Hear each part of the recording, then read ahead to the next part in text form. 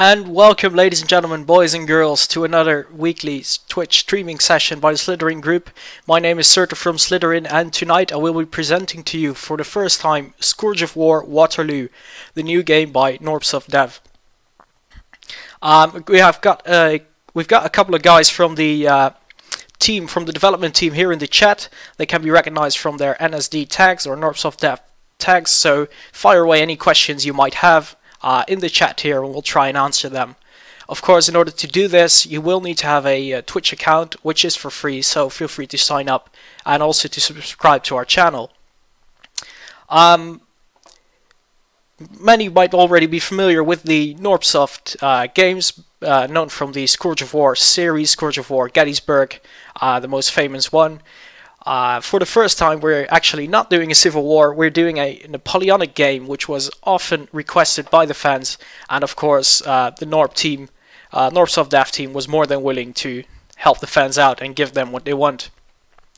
So here we are in the main menu, and we're gonna touch upon a couple of features that are in the game.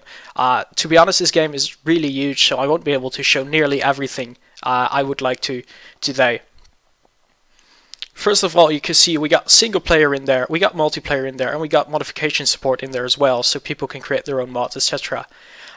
So this game is about the Battle of Waterloo. It is a real-time game, and I'm going to hit the single player button here, and it allows you to recreate sections of the Waterloo battle or the entire battle in one go, from all kinds of perspectives and from all kinds of positions within the order of battle of either of the armies.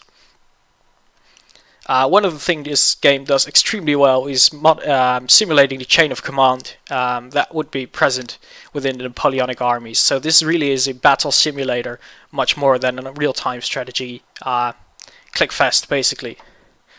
People, of course, hearing real-time strategy often think of like games where speed is more important than thinking. In this game, definitely thinking takes precedent, as you cannot continuously order your troops around everywhere. So what we got here, we got the Waterloo battles, which are basically the 20 battles taking place in and around the Battle of Waterloo. So these are pre-made scenarios that come with the game. There are 20 of them, and from different perspectives. We got the Sandbox campaign, and I'm going to show you a little bit of that in a second because it was requested in the chat already.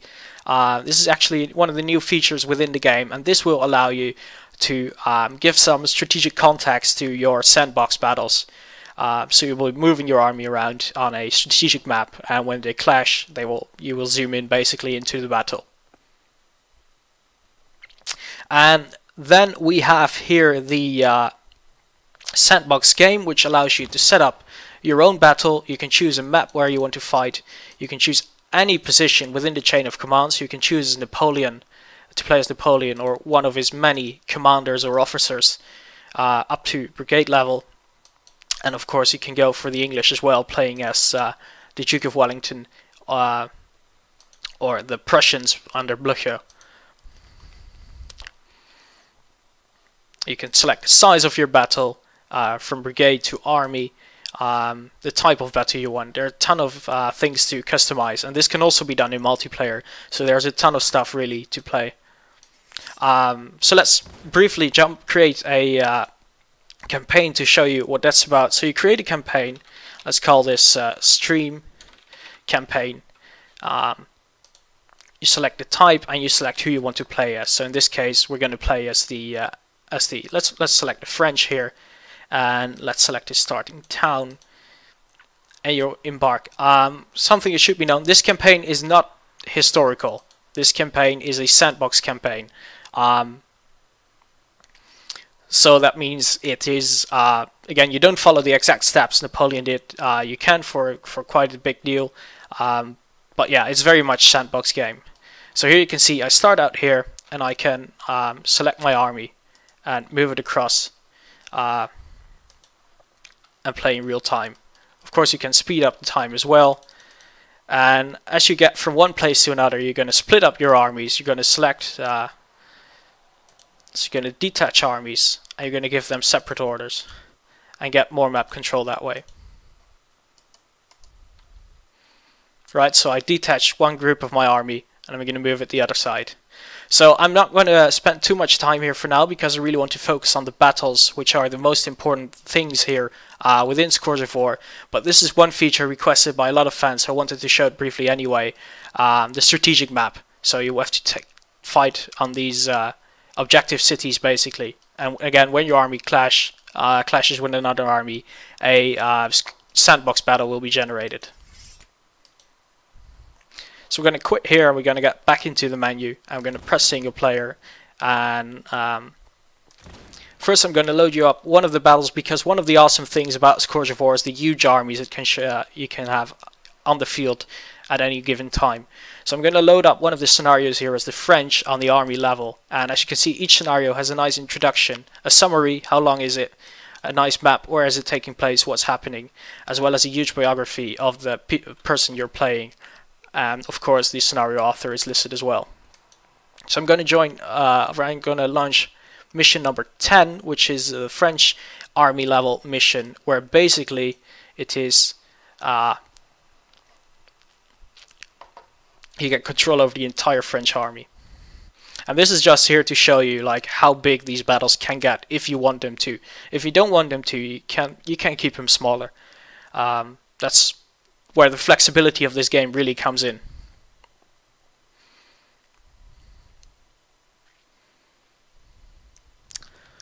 So here we are in one of the battles, and let's just quickly, you get your standing orders. Let's just quickly open the map here. And this is where we are. We got our entire army here, and we have to advance on the British lines to our north. And I'm going to show you here just how big this battle is. As you can see, I got troops listed everywhere. And all of these troops can partake in the game. Obviously, if I were to play this now, it would get very complicated very quickly. So I'm going to jump in a bit smaller game in a second for you guys to show around. To teach you guys the basics of the game here. But I just wanted to give you this overview of just how large this game can get. You can tweak the settings for your graphic settings if your PC is struggling. There's a lot of customization options for quality, distance you can view, etc. So that should be fine. But I just wanted to show you like how huge these armies are. This is really the power of the game, being able to show this amount of troops at any given time.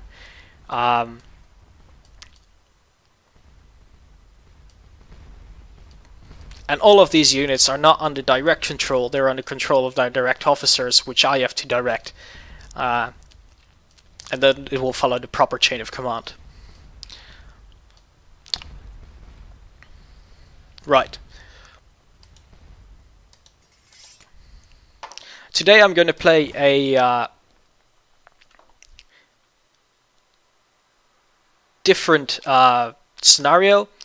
So we're going to jump again into Waterloo battles, and we're going to play one of the Allied scenarios. And the Allied come in different sizes. They come under the British, under Wellington, or under the Prussians. They have their own scenarios. Here, for example, we got like you're defending the famous chateau. We got even some of the Dutch out there. Shout out to the Dutch everywhere. Under Wellington, of course, great deal of the Duke's troops came from the Low Countries. Some actually experienced troops fought with Napoleon in previous campaigns. And you got the Prussians as well, which joined later in the battle, coming in from the east. So we're going to play this one, a division-sized battle fought from the Prussian side.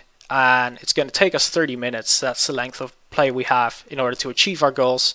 And we are in command of the 16th Brigade of the 4th Corps of the Army of the Lower Rhine. So we got on historic difficulty settings. Difficulty settings come in green, experience, historic, and grognard. And we get a brief overview of the situation here. The French 4th Corps has fallen back to the line of the Plancenois village. And the village is the last defensive position on the right flank of the French army. So we're going to take them out and get that village back into Prussian hands. So these are the forces available to us. We got 16th Brigade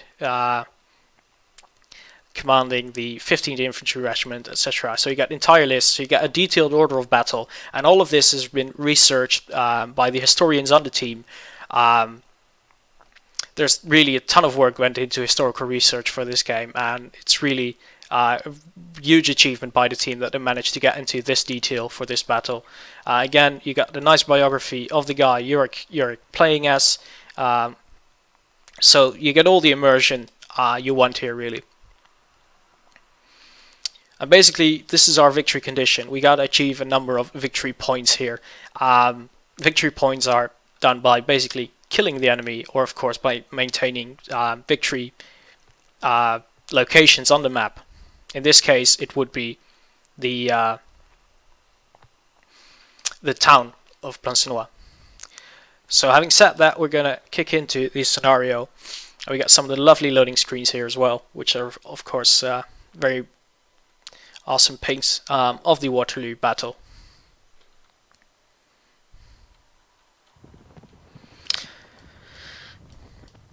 Right, question here. Could you go over the battle UI? Yes, we are going to do that now. I just started this battle here, and this is me. I'm indicated by the this symbol here, and I am in control of these troops here. So I got these infantry guys over here under me. I got a small group of cavalry over here, and I got a battery of artillery here. So the way I command these troops is I can either select these units and move them forward simply and directly. So, and as you can see, a courier moves from my position to the unit I'm controlling, arrives, and the unit starts moving as per my orders. Another way of doing it is selecting not the unit themselves, but their direct commander. So I'm going to select him, and you can see by the symbols here that he's in command of these troops. So if I'm going to give him an order, a pop-up menu will create, and I say move there, move in the column by divisions formation.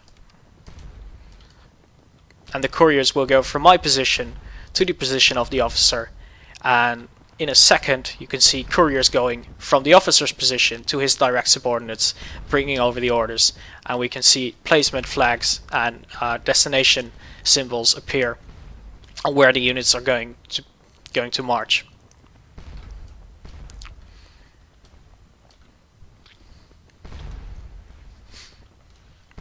Do messengers get lost or shot and killed? Yes, that will happen. Or well, if you manage it right, it won't happen, but it can definitely happen. You can even intercept messages from the enemy, which is really a blast in multiplayer. So going over it again, what I'm going to do with this guy, I have to take the town here, and one of the victory locations here is the church, and it's defended by a good number of French guys over here. There's French artillery over here, and let's take a look at the map for a quick overview. So we're coming in from the east, and we have to take out this city. This is basically our force. So we got our guys moving forward and being attacked and targeted by the enemy artillery. So this guy I am gonna set on the offensive, and then I'm gonna move it forward into the church to do a first attack on it. I'm also gonna take direct command of my artillery, so I can move it forward. And taking direct command is a feature that basically allows you to say, I don't want the AI controlling this, I want to take full command of this unit myself. This will allow you to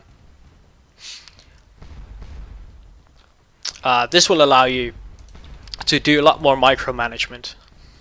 Right, so I'm sending I gave them the offensive order here, so the offensive stance, and I'm going to send them forward as well.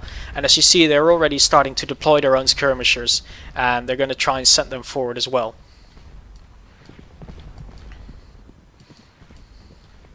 Next, I'm going to move in my second line, and I'm going to use my second line basically to keep my left flank secure. There are some French cavalry over here, there's French cannons over here, and a good deal of infantry. So I'm going to move them here, I'm going to keep them in the column by divisions formation, and I'm going to set them to defend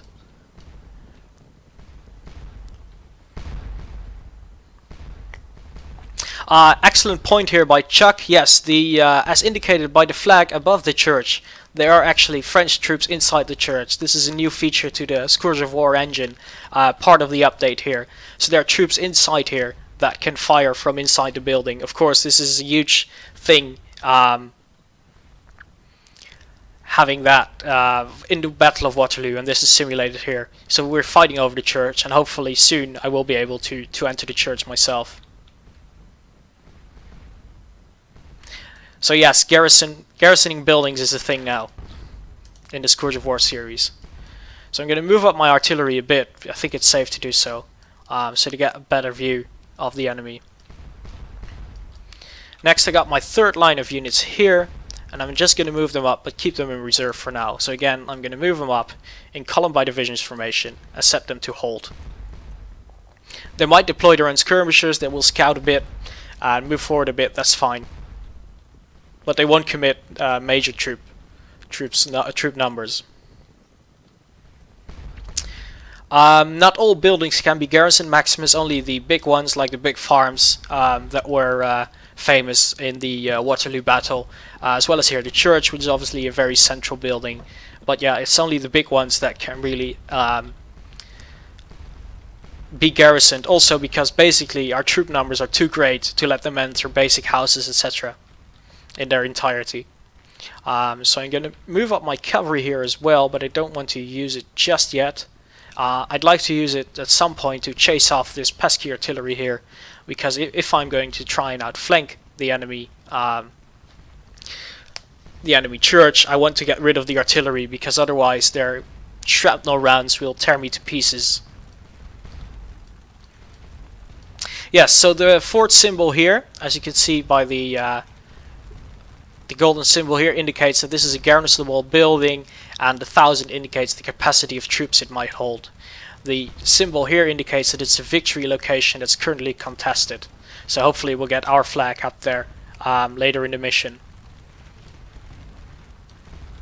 So you can see I set our units to offensive, and they're slowly creeping up closer to the enemy, and they already deployed their own skirmishers that are moved up and that are firing. Question was, how far can you zoom in? You can zoom in really far and get right down to the action if you want. Personally, I prefer to keep a bit more of an overview of the battle and track of my units, but that's all up to you.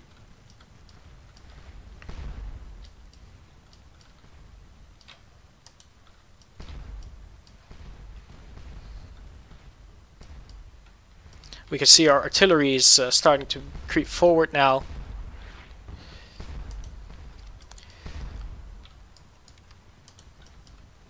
Gonna have you guys move up, and I'm gonna move myself now as well. Clicking on the Go To Me button immediately brings me to my location, which is very convenient, and I'm gonna move myself forward, and the reason for that is obviously that my couriers won't take as long to deliver orders. The negative side to this, of course, is there's the danger of you dying if you get into the line of fire. So you always have to balance that. So for now I've let the AI mostly do the work themselves. I'm going to take a bit more direct control in a second. Yes, people are asking here if HITS is still in case you're not familiar with the term. HITS means HQ in the saddle, where basically the camera is tied to the general itself, giving you the full simulation experience. So you're directly tied to your general and you have to move around. Actually, they now added direct movement for this mode where it wasn't before, so this is another improvement compared to the earlier games. So my troops are moving forward. I started engaging the enemy. We can see French troops falling here already. Of course, unfortunately some Prussians as well. And we can see our skirmishers doing some of the work. Okay, now I'm going to take control of all these guys directly, and I'm going to position them to keep the flank secure.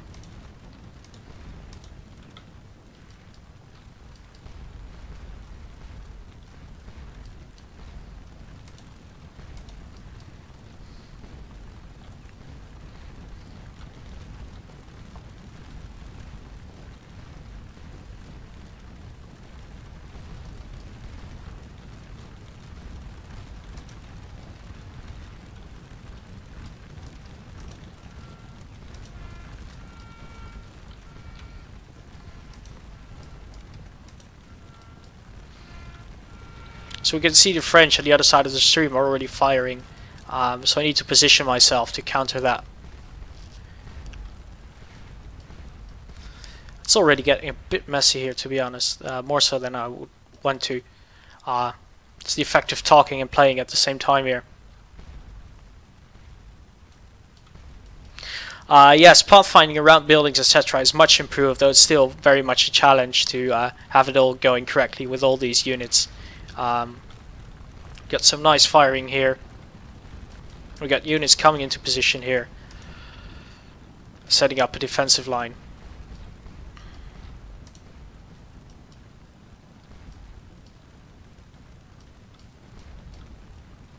And we managed to charge some French troops which have surrendered here now. So that's definitely a good thing. I'm still not happy about these though, so let's see if I can use my cavalry to chase them off.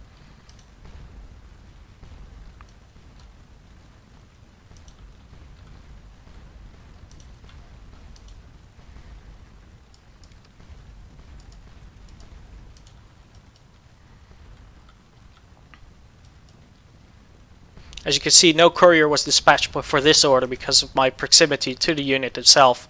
So if you're close enough, not even a courier is needed because they will just be able to hear what you're shouting at them, basically. As you can see, we managed to get up a nice line here. The reason is I'm kind of afraid of these cavalry joining the fray. And we can hear some shrapnel shots being fired there, which is not good at all.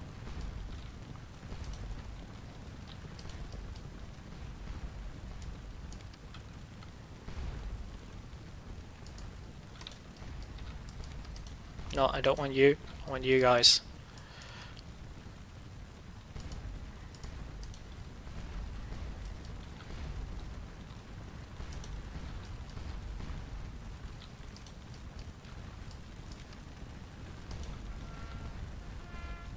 I'm going to move my units forward. Try and get around the church.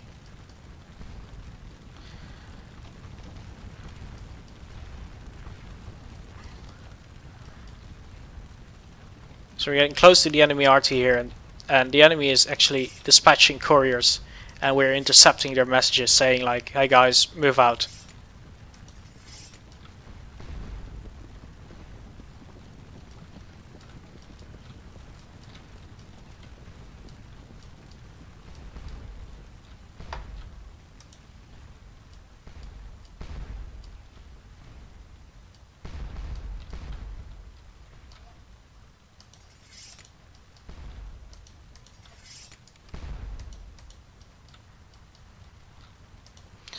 I'm going to move forward again to keep up with the moving front line. Oop, and we keep intercepting messages.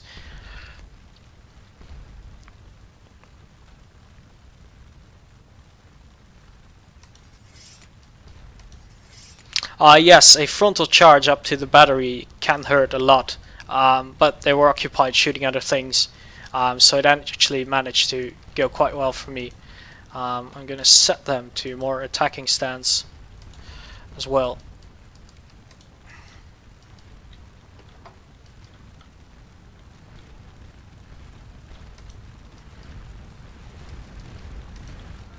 Come on guys, you can do it. As you can see, the context menu, when I right click on a flag, depends on the action they're in at the moment. So these guys are fighting, so I get all kinds of commands related to fighting. For example, I can make them charge now. And it's not the best opportunity, but it's a good way to show what's actually happening. If they don't refuse the order, of course.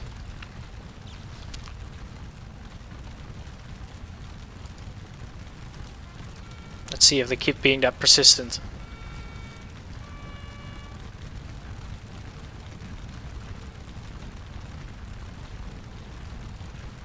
Yes, they are.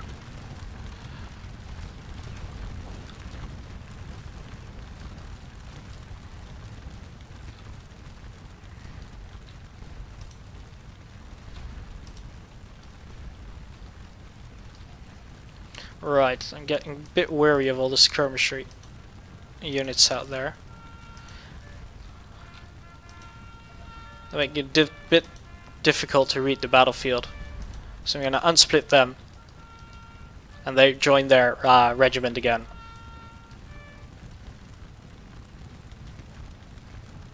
Oh, tried to unsplit one unit that couldn't be unsplitted.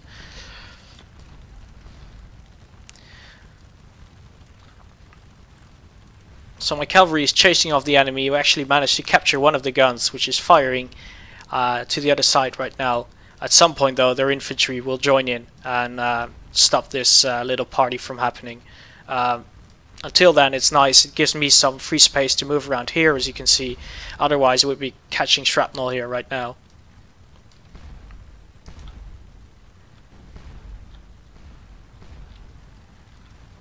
And I'm gonna take direct command of you guys. I don't really have the need for the skirmisher units anymore, because we're already fully engaged.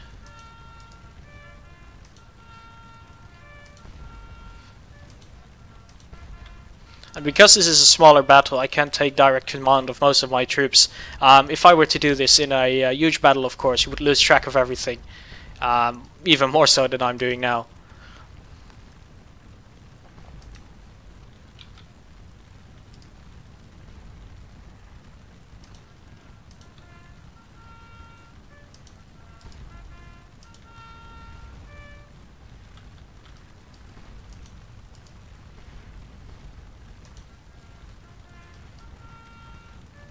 So we're firing away at the enemy here, we're firing away at the enemy here, and I'd like to get these guys out of the way so I can get a full surround there.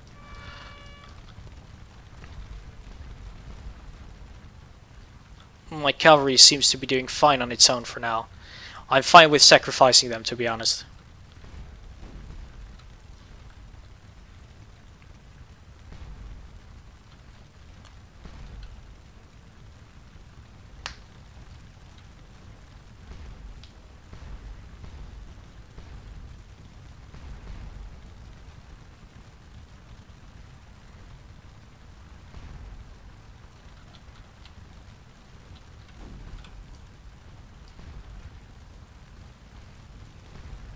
So we're pounding away heavily on these guys here, and you can see they're slowly retreating while still fighting.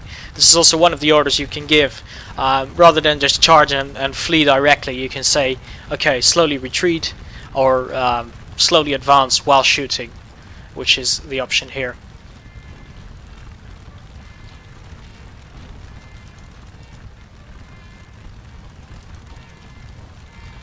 And this will make them slowly getting closer with the enemy.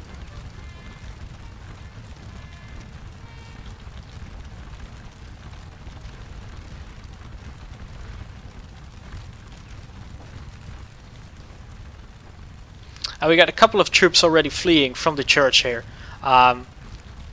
So that's very good news for us, obviously, because we want to clear the church and then occupy it ourselves.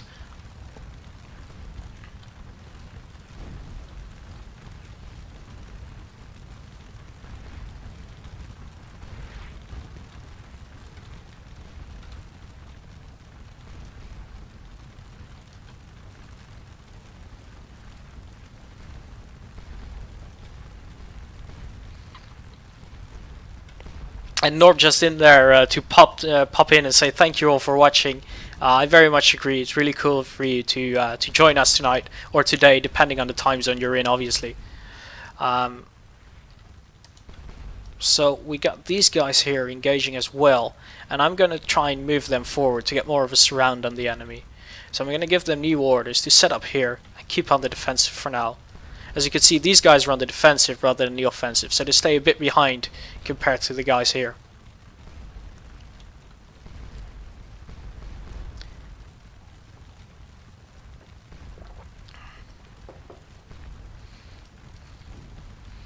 And we got the guys here run away. These guys, I cannot imagine them holding out for long there. We actually got one of their commanders here as well. Who's nice, lying there next to his horse. Well, nice, depending on the on your perspective, obviously. And again, this game lets you play the game from both sides, so you can play the French or you can play the Allies, depending on which you prefer.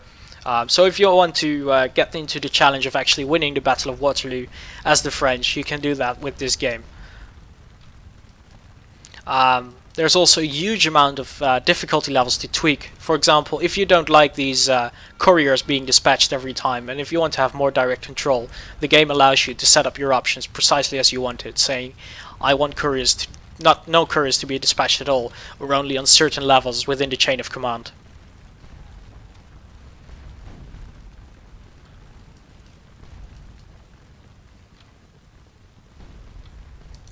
So our cavalry is being a bit stagnating here, but they're doing their job very well. And as you can see here, even though it's just a small group, the threat of actually having cavalry close by makes them deploy in a square.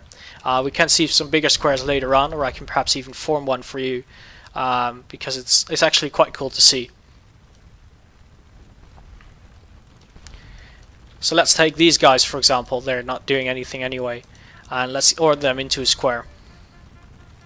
Again, right click opens up the pop-up menu. If you don't like it, if you prefer the old style, you can disable these context menus if you wanted so.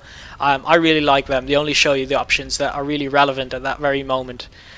So it could be useful for new players as well, not to get overwhelmed immediately. So here we can see that moving into a square. This is a much denser square because the unit obviously has a much more troops in it.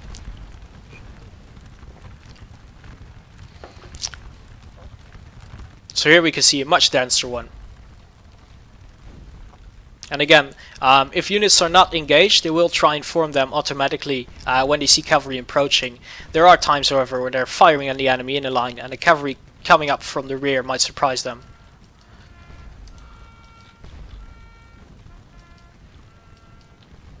And actually, the church is clear now, so I'm going to order my troops to run inside and take it.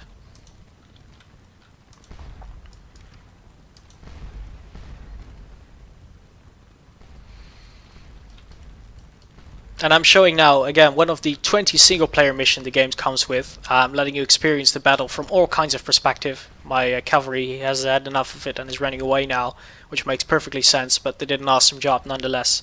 In multiplayer you can play some pre-made scenarios as well, or generate your own with the Sandbox engine, and that one is extremely flexible to create all kinds of battles on all levels within the chain of command, so you can make them as big or as small if you want.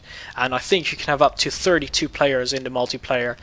You can play in co-op against the AI, you can play by yourself altogether, or just 1v1.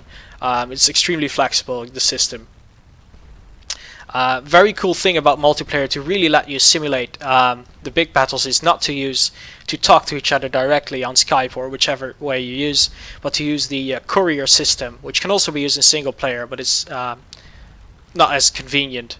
So if I select here the courier menu, I can compose a message, and I can compose a message to anyone under my command or next to me or above me, anyone in the army. So I can set a recipient, I can set a time and date of what and when to do, I can give a basic order, I can give a support or a request, or I can type free text, and this is where multiplayer comes in. So you can just type the message like help me on my left to the relevant player, so you can get into a real simulation actually of Napoleonic battles, where your courier has to go up to your ally in order to send the message or to send the request or to team up on what to do.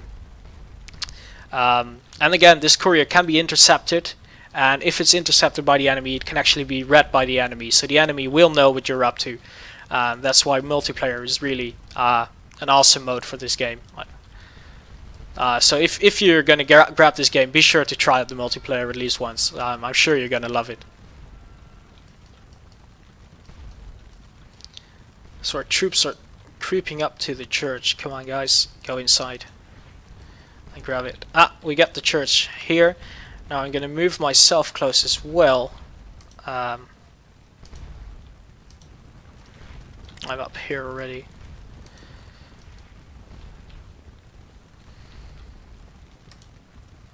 We got the 3rd battalion in here. I can select the unit, I can give it orders if I want to. Right now I want to take full command of it and let it out of the regular chain of command. Now I have to push for the crossroads here in order to take them out completely. So I'm going to move this unit over here and let it advance, and I'm going to give it this guy in support.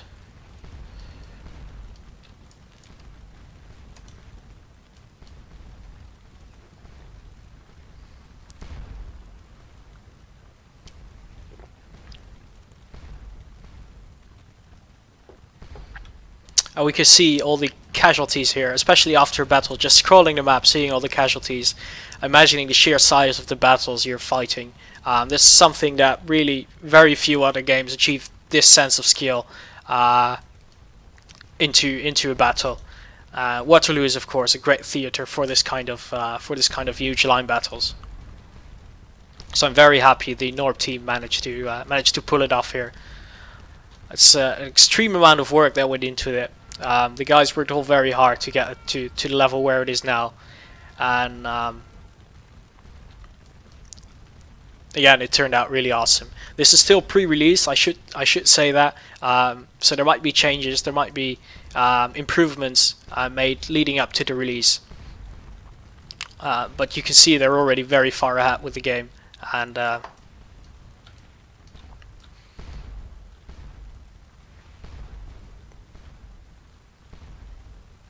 right, good point here made by Connor. The status window I should say. If you want more details on your unit, selecting a unit here gives you a couple of details. Gives you the number of men, the unit grade, or basically its effectiveness, the amount of casualties it has received, and the amount of casualties it has inflicted. You get the morale bar, you get the fatigue bar. If you want more details though, you can check the status, and here you get everything into detail. So you get the modifiers that are in place. You get the current target, which is nothing because everything is outside of the target area for this unit. You get to see what they're doing, the amount of men, morale, fatigue, ammunition, and the skills of each unit. And again, these are all based on historical skills, or how the unit performed in real life. Also, if you want more details on the weapon itself, you can click the weapon tab, and you got like the optimum range, you got the maximum range, reload time, and the ammunition.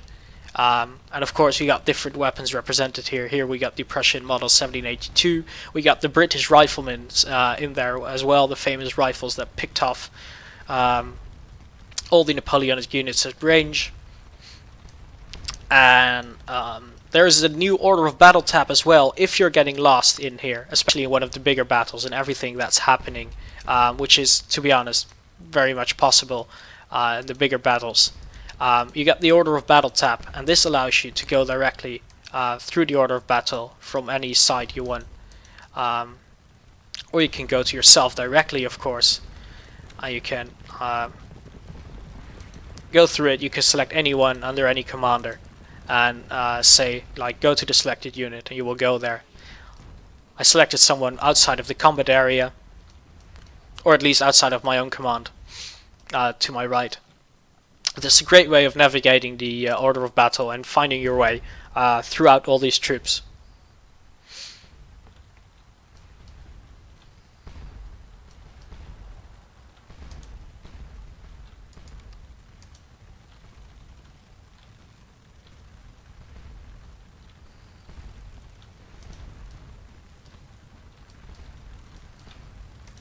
So we're engaging the enemy here at the crossroads. There are quite a bunch of them, but we got some reinforcements coming here into their flanks.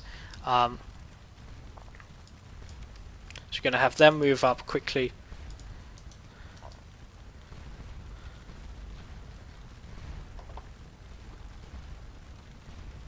As the courier arrives. As you can see, units are delayed by difficult terrain, whether it's trees, fences, in this case stones, or walls. And we see we got the objective secure now, so we've got the Anglo-Prussian flag up there.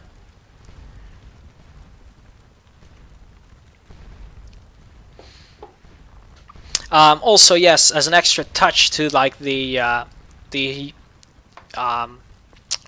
historical setting All of the units have their names in their native languages. So here we got the Schlesische Landwehrregiment.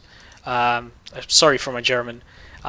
So we got French names in there, we got German names in there, we got Dutch names in there, and of course we got English names in there.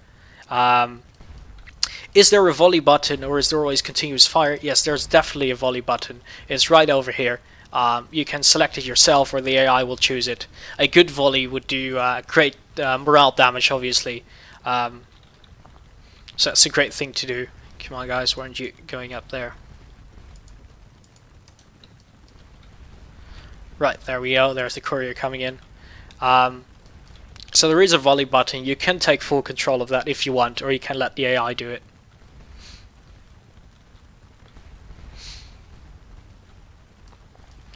And that's really what this game is about. It's about the flexibility of you playing the game in any style you might want. Do it as a full sim, doing from the HQ in the saddle basically, and command everything from indirectly or from your horse only when you're nearby, or take a more direct approach by turning off the couriers and doing everything by yourself directly and quickly. You can set it up any way you would like and on any difficulty, so you can also tweak the enemy strength or the enemy morale if you find the game too easy or too hard. And these are all, so you can use custom presets for difficulty or tweak it yourself in a custom setting. That's quite ideal.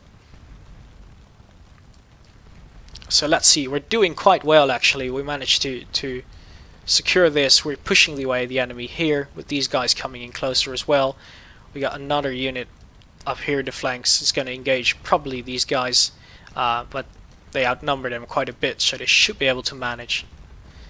Our cavalry is might go for another run, but they really did a good job at chasing off these artillery, which were first all the way up to this line. And we can see French units routing from there. Fortunately, they went just outside of range.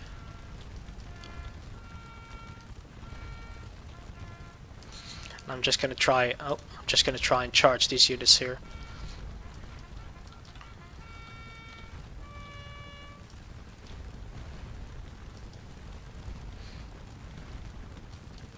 The AI indeed is very good with squares. They usually find and form them by themselves, but using that's why using cavalry in concurrence with the artillery and the cavalry is very important. We're getting a slight hiccup here. Give me 1 second to fix this.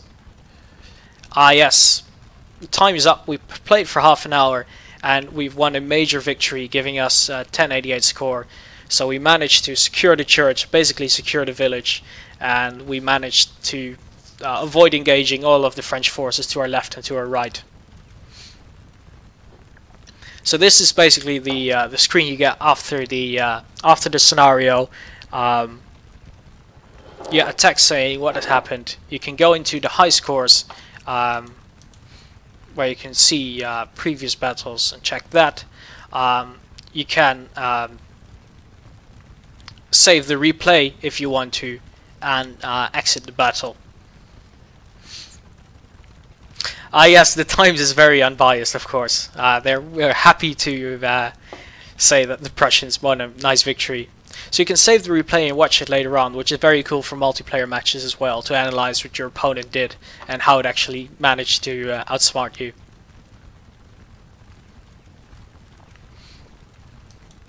So you can exit the battle, you get back into the main menu.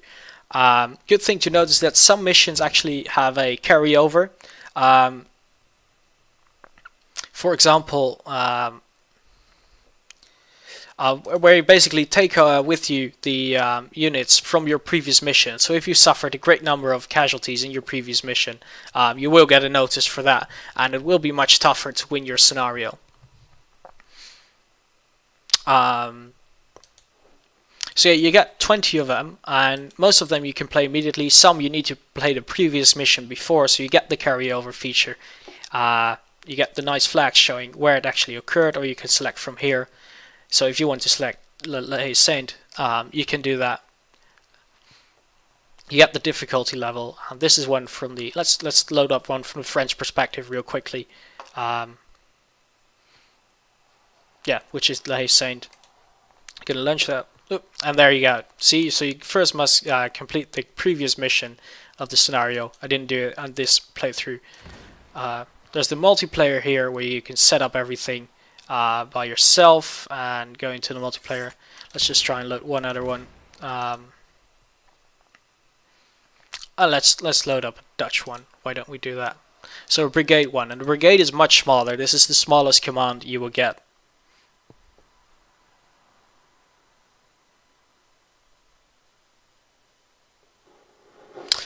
Is there time to show us the sandbox editor? I can show you a quick sandbox game in a second. Just like to show you this battle here, where you can see we got the Dutch here. With our orders just on the defensive. There are missions where you have to attack, like the one we did previously. There are missions where you have to purely defend. Also, another feature here, veterans of the series know what these guys are doing. They're lying down to cover from artillery fire, which is actually an order you can give, which also gives a very nice amount of detail. So these guys are all doing that. You can order them to stand up or lie down. And here we got the Dutch, so they got their own flags. We got tons of historical flags in there as well, and they give especially the British Army a very colourful appearance, having all these different colours flags out there.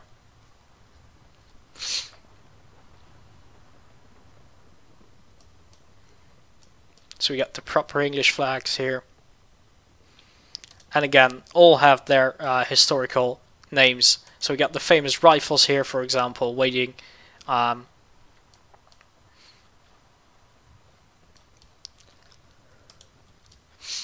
So we got that as well, and in this case, again, I'm on the defensive, so the French are coming up there. Let's show up the map, and we have to hold them off. We cannot show everything, or show everything. Not everything is shown on the map here. I mean, it's based on your difficulty setting. You can say I don't want to show any units on the map. I just want to use it for my own navigation, like it would be historically. You can say I want only to show units that are close to me, or only units that are in sight, or I want to see all of them because I don't like the fog of war feature. Again, that's something you can tweak completely by yourself. Some of the veterans will also note that the map is a lot bigger now, the mini-map, than it was in the other games, giving you a bit more information. There was a request to show the sandbox mode, so let's do that quickly before we call it a day. So we go into the single player here, and we're going to select the sandbox game, and here you can set up your own sandbox game. So we're going to choose a map. So let's go for a Grande Ville, and we're going to play as the, well, let's play as the French now this time, and let's say we do division against division. You can do corps versus corps, army versus army. You can also do corps versus corps, but take command of a division yourself, so you're under the direct command of the AI, or of another player in multiplayer. So it's very cool for co-op as well. And then you can choose what kind of division you want to take to control. So you got the division here, and let's see what kind of armies you would have. You would have some infantry, some artillery, so that's quite good. And you can choose to say balanced forces or historical forces. So historical, some divisions were stronger than the other, so the sandbox isn't balanced. If you want that, you can do that. I prefer to hit the balanced forces button, so it kind of evens out, well, the balance of power really. So it increases the size of weaker divisions compared to the ones they're facing. And then you can tweak here yourself some of the parameters for the battle. So do you want there to be objectives in the battle or not? So do you want to fight over specific points or fight just for the sake of fighting?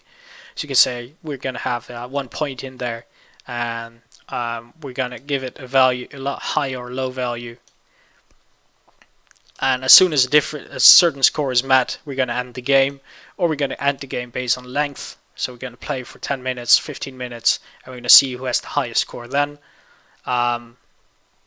You can set the starting hours of the game, so choose the time when you're playing, or the objective time limit. So how long does the objective have to be in control in order to in order to win the battle. Then there's the battle type, which is like attack, defend, line of sight, and hunt them down. I really like the line of sight because it really just pushes you into a battle immediately, whereas when you're attacking or defending, you have to crush quite a big map. There's a whole lot of scouting going on with your cavalry, etc. So it's more of a strategic feel to it, which is really interesting and quite nerve-breaking for multiplayer, really. Let's go line of sight now and get a quick battle going. So you hit launch and a battle is generated based on what you chose. And as you can see from the size of the order of battle, the number of maps we have in there, the size you can choose, there's quite a lot of combinations you can make. So we spawn here, the enemy is spawning right in front of us, and it's up to us to make the best of it.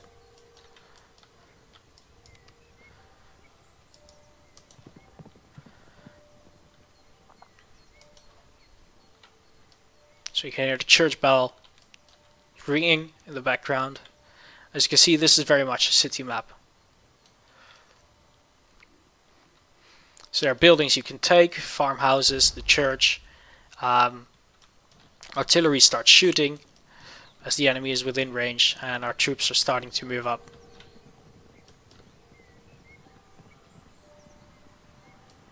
Right, finding their way through the narrow streets of the buildings. As you can see, some of the improvements there in the pathfinding. And we're going to try and take out the Brits. Yes, this is a big town. The map is called Grandville for a reason.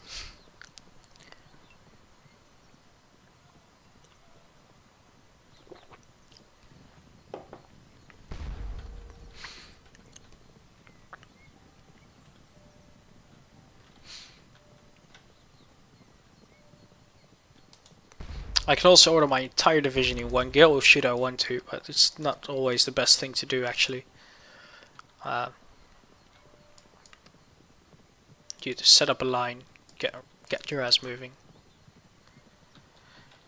And the enemy is deciding to march forward to beat me.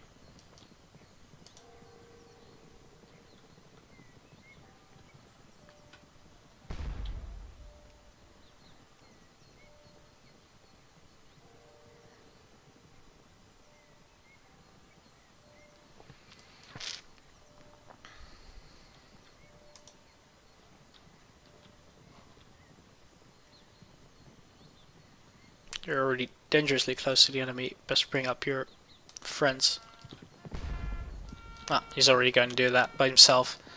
Clever guy.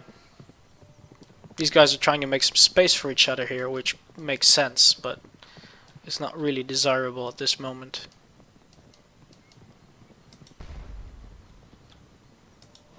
Guys, stay here.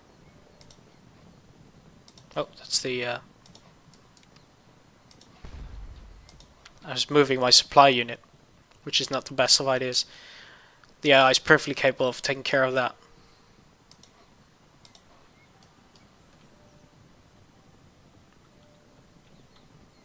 No, guys! Well, at least the skirmishers know what they have to do.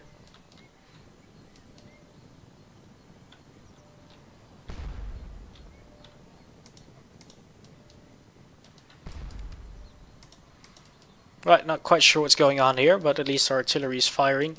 Again, this is a pre-release version.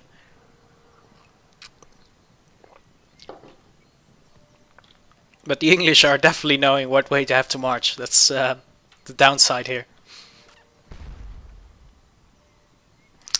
They are very scared of the English today. Right, so let's try and do it ourselves.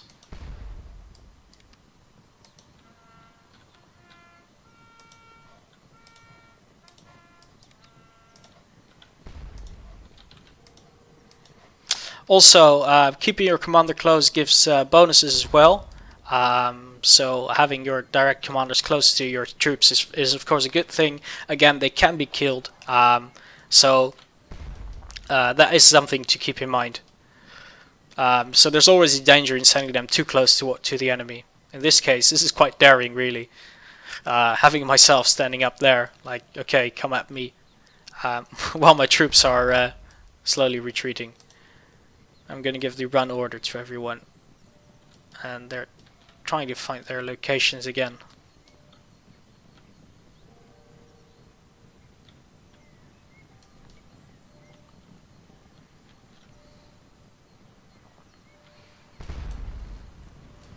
Right, so we got a couple of brave skirmishers here that are, well, not as brave as I'd expected, because they're also clever enough to run away. Hopefully this unit will take its place and get a line going. So as you can see, terrain very much dictates the battle, because place for outflanking the enemy, etc. here is very difficult to find that. Whereas on an open battle, you get much more of that. Also, height definitely changes the way battle plays as well, with unit having high ground getting a nice bonus for that. Come on guys, run for it and try and extend the battlefield a bit.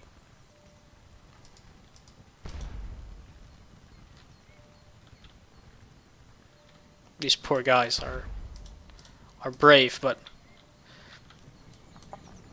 right, so these guys are set to volley here, so in a couple of seconds they should be unleashing one huge volley. You can imagine it takes a bit longer to get everyone ready, etc. But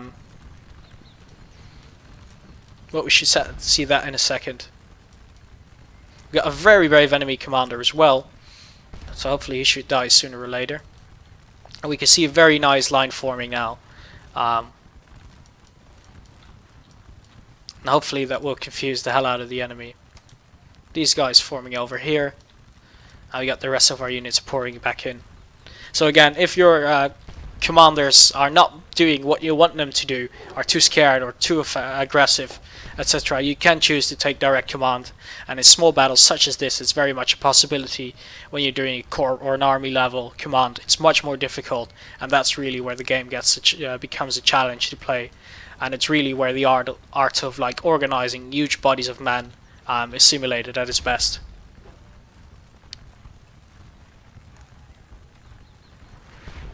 That's an excellent question, Grog Mike. No, you do not. I can select a unit, I can choose where I want it to go, and I can hold right click to order its facing upon arrival. So just by keeping the right mouse button pressed, I can do that.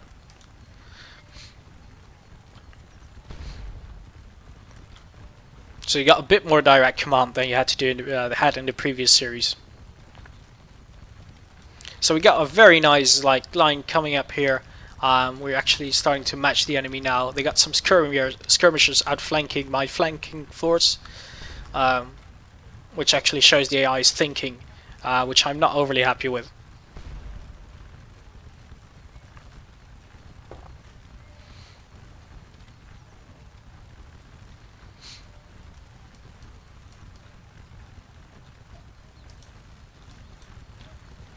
Right, so these guys are set to volley, so they're holding until everyone's ready and then shoot in one go. These guys are not set to volley, as you can see it's turned off and are shooting at will. I want these guys to shoot at will as well. So I'm going to change their order and hopefully they should start firing.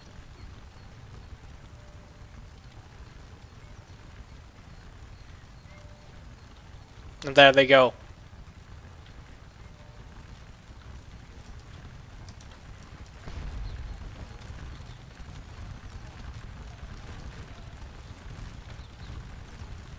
So the enemy is actually advancing here, it seems. They're slowly creeping closer. Luckily they seem to fall down as quickly as they come closer, so it should be fine for now. I am going to set up some second lines though. And like it's being set here by Chuck, you can actually stack commands. So if I select a unit, I move it somewhere, I get the context menu coming up, and I can say I want you to move there in a column by right clicking, using roads, and using a forward march, and then send them all in one go. As you can see, one courier going for all those orders. So that's another very nifty way of moving your troops about.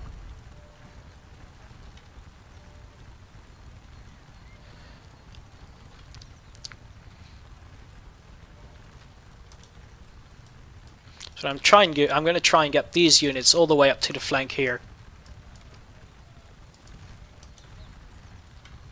And usually they don't want to, they start engaging the enemy as soon as I see them.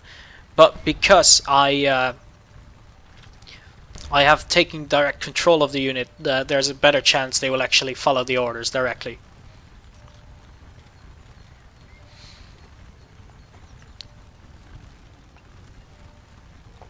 Of course, if you want a different type of battle, you can also choose to get the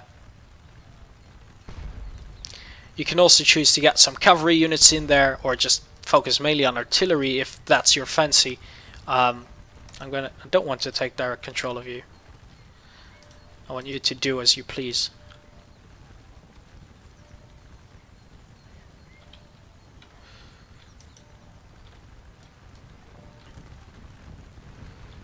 And we got these guys retreating, skirmishers following in to. So let's push forward.